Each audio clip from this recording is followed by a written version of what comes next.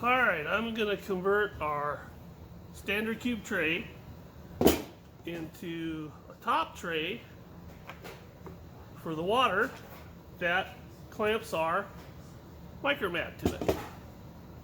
So these are tools you'll need. I take a snapshot of those. I'll go over it with you.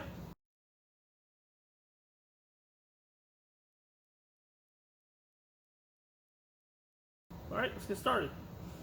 So,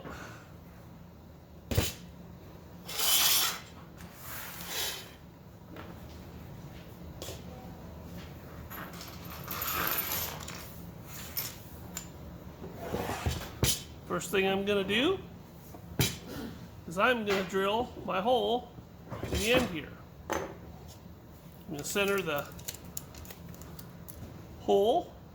12 5/8 would be just over 6 1/4.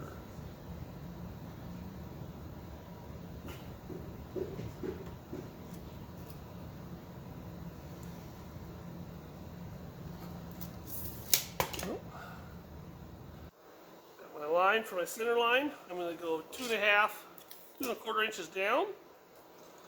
2 1/4 inches is what I measured on the inside. I measure the inside, it's about the bottom of the hole. It says it's about 2 1/4 inches. So that's the bottom. Meaning that's not center of the hole, that's the bottom of the hole. So the bottom of my 1-inch hole saw will be right there. It's not rocket science. It's off a fraction of an inch. Water will still get there. We just want to look at drilling our hole straight. Make sure it's nice and straight going down in so your fitting isn't crooked. I use a 1-inch hole saw because it allows me to form thread.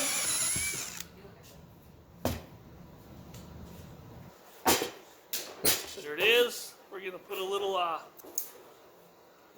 pocket knife work on here and take the burr off. You can carve into this pretty easy, so not too deep, but it doesn't really matter. Still going to have plenty of thread to thread into.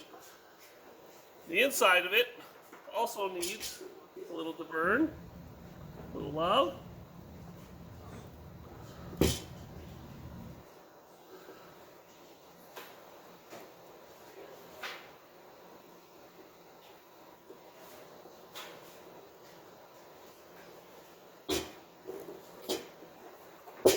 There it is. There's my hole. Alright, now I'm just going to take my fitting and form thread it in there. So I'm going to start it nice and flat and straight so it doesn't go off crooked. Make sure it's going in straight. Once you get started, it's just going to find that sweet spot and allow you just to follow that hole. It's form threading now. It's heaving the material into the threads because it's a little bit bigger and making threads for you. Tighten that more with the wrench later. Make the liquid tight. There it is. Alright, that's the first step. Alright, now for the second step, we're going to take our little template here that has a back and a top on it. And we're going to put this right in this corner because we are going to drill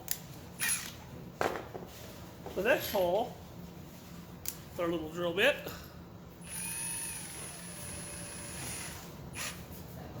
That's going to allow us to put a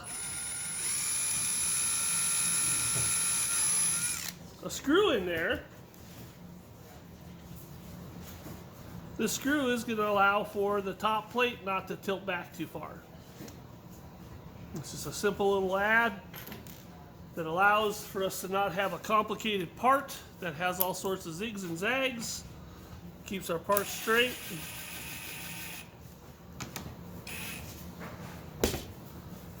You see that sticks out on the inside there? That's a landing for that plate to keep it nice and straight. This guy works on both sides. As you can see, there's only one corner on this template, so it won't let you confuse to put in the corner. And it's even labeled top and back. It's got a little scribe on there. You probably can't see it with the film.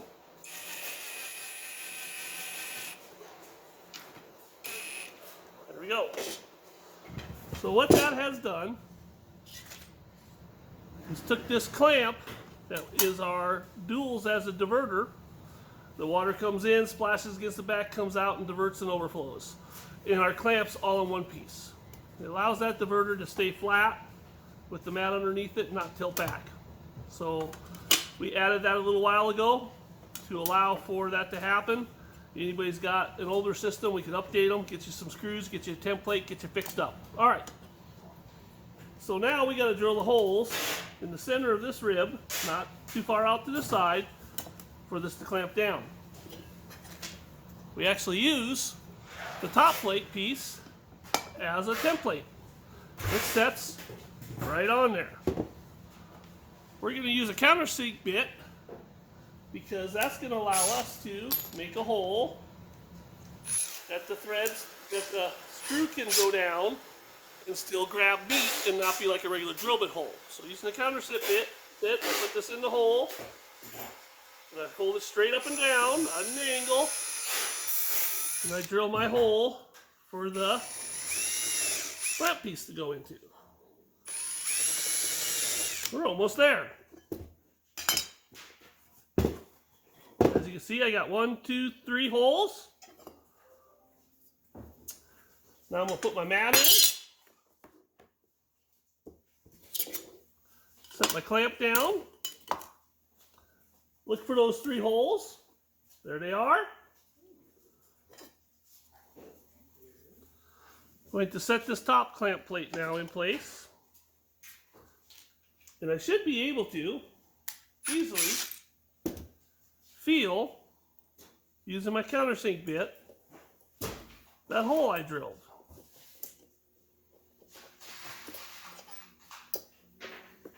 There it is. So there's that hole. I lined it up.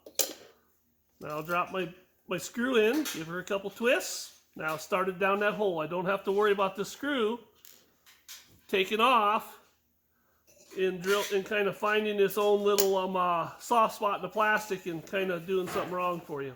There it is. Started that one. It's just kind of like a little guide just to reassure, hey, I got my hole lined up. All right. So now we got those guys lined up. We're going to torque those down, or, you know, not torque, ain't the word, just tighten them. Sure my mat's up all the way to that stop edge. All right. All right. How far am I taking it down? Till the clamp touches the plastic. This one touched the plastic over here. There we go. Now, this clamp is laser cut to the normal dimensions of the cube tray top. Some of the cube tray tops have a relaxed kind of a bow in them for the plastic kind of not staying square in on the end. So if there's any leakage, you can put a little silicone there, and it's not because that the clamp is the wrong shape, it's just we may have a little bit relaxing with it. So that's typical. Usually you can suck it down tight enough, you don't get much leak here, but if you have a little leak, put a little silicone in it. All right, so there, your tray, it's ready to go. It's got a nice level diverter clamp in there, so the flow comes out nice. It's got the mat held in there good, so you can flop it, clean it out. It's got your inlet. So there's our top cube tray. The only thing it's missing is a Dream Mat sticker. All right, there it is, guys. There's our top tray assembly for the new top tray water diverters with our little piece here that's going to help you keep that diverter plate nice and flat. There it is. Easy cheesy. Hope you can follow all that. Got any questions? Drop us a line. We'll help you out. Cool beans.